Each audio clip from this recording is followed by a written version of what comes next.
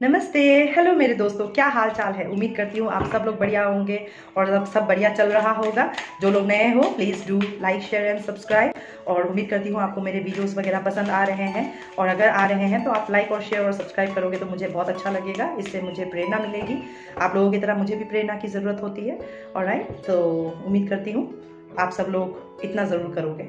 इसी को ही कहते हैं गिविंग एंड रिसीविंग। कुछ नहीं दोगे आपको कुछ नहीं मिलेगा। यही सब भगवान परीक्षा लेते रहता है ऊपर बैठ करके। देखना ज़रा, ये पूरा देख करके चली गई या चला गया, एक थम्स अप भी नहीं दिया, थैंक यू भी नहीं लिखा। आप लोग अगर ग्रेटिट्यूड दिखाना नहीं जानते हो या नहीं समझते हो तो भगवान भी आपको ग्रेटिट्यूड या मर्सी दिखाएगा नहीं इतने आसानी से। और राइट, ये युग ही ऐसा है, दोगे तो बदले में आपको मिलेगा। राइट, तो भगवान भी यही जानता है। मैंने बहुत दिया मेरे बच्चों को, लेकिन मेरे बच्चों ने उसका इस्तेमाल सही से नहीं किया। अब वक्त आ चुका है कि थोड़ा सा माँ बाप भी स्ट्रिक्ट हो जाए, और जब तक बच्चा समझ ना जाए तब तक उसको वो जहाँ है उसको सीखने दो। तो ये रीडिंग जो है ये कैप्रिकॉर्न के लिए है। और कैप्रिकॉर्न ये रीडिंग मैं सैटर्न रेट्रोग्रेड को ध्यान पे रखते हुए कर रही हूँ। तो आप कैप्रिकॉर्न एसेंडेंट हो, मतलब मकर राशि आप एसेंडेंट हो, मून साइन है या कोई भी स्ट्रॉन्ग हैवी प्लेसमेंट्स वगैरह अगर आपका कैप्रिकॉर्न हाउस में है, मकर हाउस में है, 10th हाउस में, तो ये आपका 3D पे बहुत खतरनाक तरीके से असर करेगा। आपको आपके साइकिक एबिलिटीज। लुक, आप ही का कार्ड सबसे पहले आया है। मैंने आपको कहा है ना, सबसे पहला डाउनलोड मेरा कि आप ग्रेटिट्यूड देना नहीं जानते हो। आप एक ऐसे एनर्जी पे रहते हो जैसे मानो आपको कोई फर्क नहीं पड़ता होगा टाइप्स। ये कंडीशनिंग एनर्जी है which is in traditional tarot deck ego. Alright, devil card, this is the devil energy. तो मैं आपसे ये कहने की कोशिश कर रही हूँ, ये कार्ड आने का मतलब ये है कि whatever message is going to come, ये आपके लिए वैलिडेशन है एक तरह से।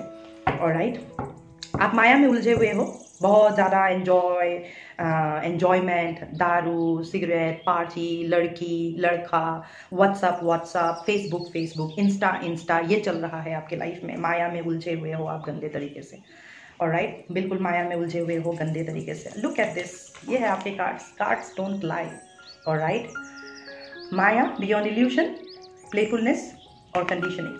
ठीक है ना, ये तीनों कार्ड एक साथ आना एकदम मैं आपको बता रही हूँ आपके अंदर मेच्योरिटी की कमी है। आपको मेच्योर होना पड़ेगा, आपको बहुत सीरियस होना होगा आप लाइफ में, आपको डिसिप्लिन में आना होगा, आपके लाइफ को आपको ऑर्गेनाइज करना होगा, आपको लाइफ मैनेजमेंट सीखना होगा। हद से ज़्यादा कोई भी चीज़ अच्छी नहीं है, और कंडीशनिंग जो है हद से ज़्यादा को दर्शाता है। कोई भी चीज़ ज़रूरत से ज़्यादा, too much of night out, too much of party, too much of boozing, too much of disco, too much of Facebook, insta, too much of मतलब too much of everything is bad.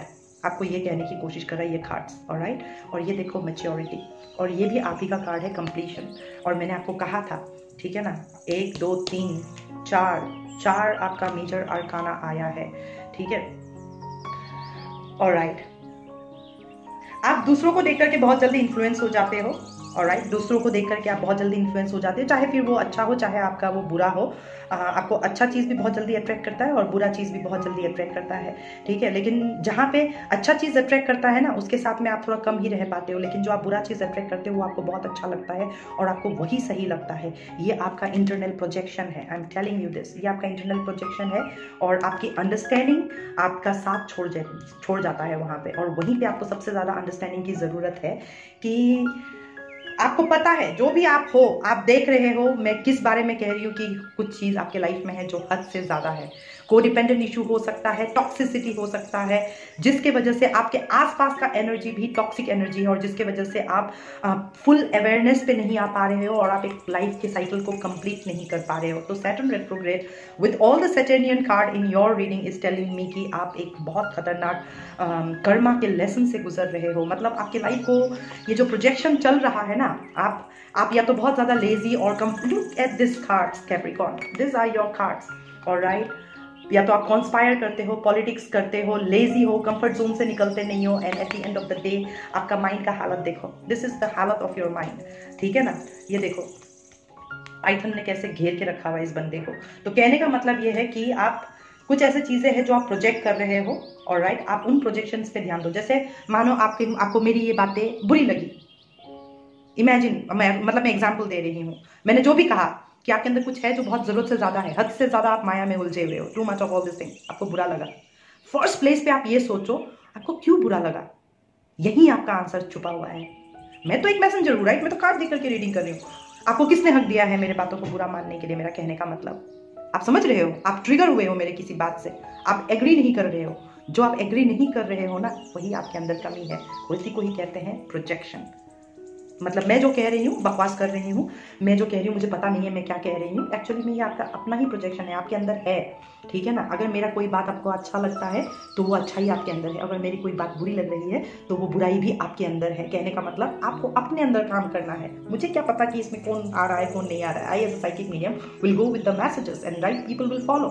जिसको ये message सुनना है वो सुनने के लिए यहाँ तक पहुंच ही जाएगा भगवान का डंडा खा करके। मेरा कहने का मतलब तो आप खुद देखो, this is your projection, this is the space of your mind. आपका माइंड का हालत ये है, और बीच में ये आप बिल्कुल एक ऐसे एनर्जीज के साथ में लपेट करके बैठे हुए हो खुद को, लाइक मानो किसी ने आपको ऐसा लपेट करके रख दिया है, वो माया है।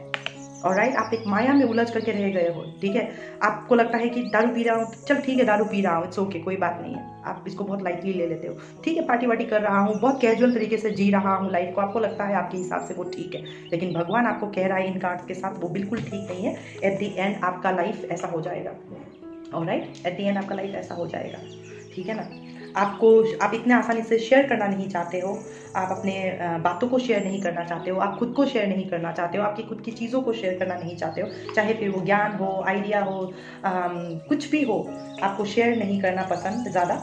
आप एक माइजर की तरह से रहते हो, बहुत क्लोज ऑफ रहते हो, आप में से जो भी लोग इस रीडिंग को सुन रहा है, आप लोग बहुत इंट्रोवर्ट भी हो, ऑलराइट। आपके अंदर क्या चल रहा है इतनी आसानी से कोई समझ नहीं सकता है। आप कब, जैसे मतलब बोलते हैं ना, जैसे सांप ऐसे कॉइल करके बैठा हुआ है, वो कब फन खोल के किसी को डसेगा, वेरी अनप्रेडिक्टेबल। आप भी ऐसे ही हो, बहुत अनप्रेडिक्टेबल। मतलब आप दारू पी करके गाली गलौज कर सकते हो, मारपीट कर सकते हो, झगड़ा हो सकता है आपका।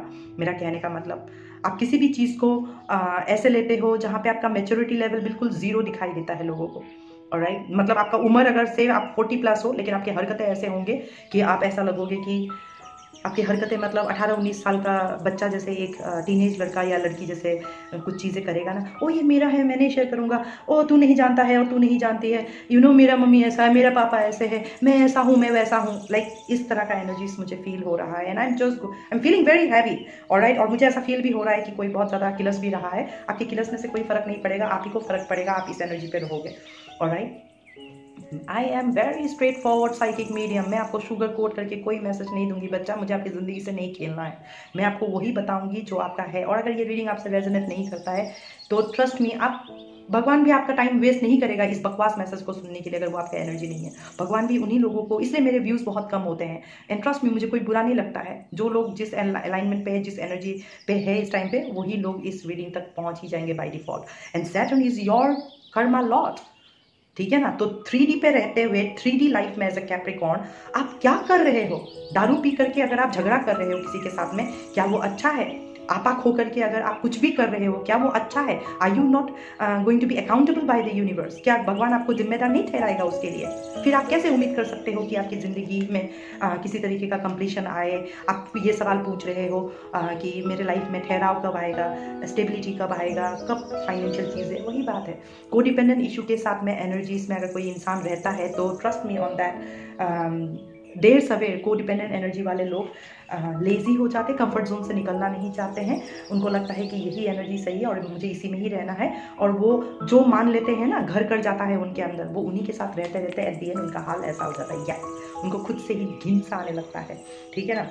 क्योंकि वो खुद के ही प्रोजेक्शंस को देख नहीं पा रहे कि वो खुद अपने साथ किस तरीके का पॉलिटिक्स कर रहे हैं। और at the end of the day जब आपको वो अंडरस्टैंडिंग नहीं मिलता है, आपको भगवान नच कर करके समझाने की कोशिश कर रहा है, जब आपको समझ में नहीं आ रहा है तो एक टावर आता है आपको, और ये आपको बिल्कुल ऐसे मतलब उछाट के रख देता है, और आप देखोगे यहाँ से टुकड़ों में से निकला है एक इंसान का चेहरा। मतलब आपके अंदर एक एक्सप्लोशन होता है, उस एक्सप्लोशन से ही आपको दिखाई देता है, पता है क्या, मैं ना गलत कर रहा हूँ। और मुझे ऐसा लग रहा है कि जो लोग नहीं समझ पा रहे हैं, इस फुल मून में आप लोगों के साथ कुछ ऐसा होगा, एक खतरनाक तरीके का अवेयरनेस आएगा, जहाँ पे आप फंसे हुए हो ना, जिस भी कंडीशनिंग में आप फंसे हुए हो, चाहे वो फिर समाज क्या कहेगा, सोसाइटी क्या कहेगा, माँ बाप क्या कहेगा, करूँ नहीं करूँ, क्या है क्या नहीं है, आउटकम क्या होगा। अगर आप इतना ज़्यादा एनालिटिकली सोच रहे हो, क्रिटिकली सोच रहे हो, समझ नहीं पा रहे हो, कहाँ से क्या होगा, क्या नहीं होगा, क्या कर सकते क्या नहीं कर सकते, ये सब अगर आप डिसीजंस वगैरह नहीं ले पा रहे हो तो मैं ये देख पा रही हूँ कि इस फुल मून में जो आने वाला है आपको ये पूरा क्लैरिटी मिलेगा, जहाँ पे ये कंडीशनिंग नाम का जो एनर्जी है आपके लाइफ में, बी इट एनी वे,